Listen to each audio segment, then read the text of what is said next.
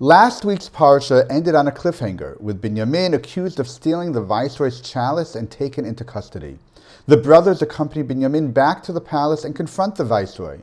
This week's parsha, VaYigash, starts with Yehuda stepping up and arguing his case to defend and free Binyamin. Emotions run high. When it reaches its crescendo, the viceroy reveals himself to be none other than their long-lost brother Yosef. Now that Yosef's true identity has been revealed, the brothers fear that he will take revenge on them for their role in selling him down to Egypt. But Yosef tells them not to worry. Ki lemechiyah shlachani Elokim lefnechem. For God sent me ahead of you in order to preserve life. What message was Yosef trying to tell his brothers? On the one hand, Yosef was trying to reassure his brothers. The brothers had caused, whether directly or indirectly, for Yosef to be sent down to Egypt and sold into slavery.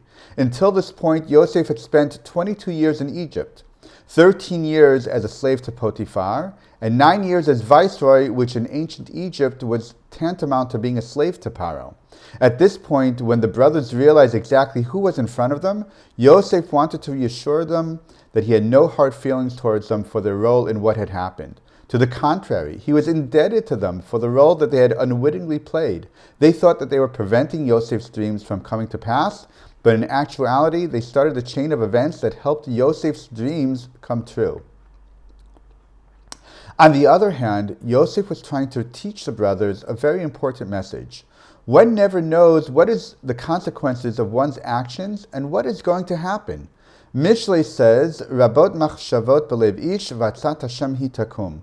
We can translate it as, man might plan, but it is God's plan that will come about. At the time, Yosef and his brothers were all in excruciating existential pain. The brothers were feeling hate and jealousy, hurt and stung by Yosef's actions with their father, and Yaakov's favoritism shown towards Yosef. Yosef had been humiliated, stripped and thrown into the pit in the fields of Dotan, then sold and enslaved in Egypt. Yosef was telling them to look at the big picture, beyond themselves. All that they had experienced was actually a small part of a much larger plan. First of all, as Rashbam says, anything done, even if it seemed to be bad at the time, was done for everyone's benefit. Second, as Bechor Shor says, God put Yosef as viceroy of Egypt in order to save the world. No one else could fill that position. In addition, as viceroy, Yosef would be in a position where he could save and help out his family too.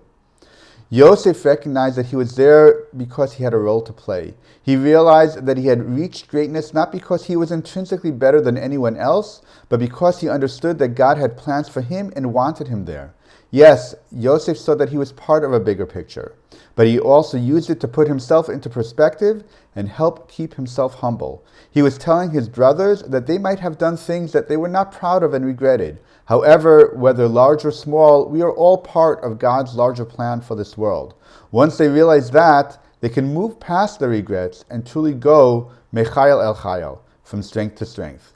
Shabbat Shalom.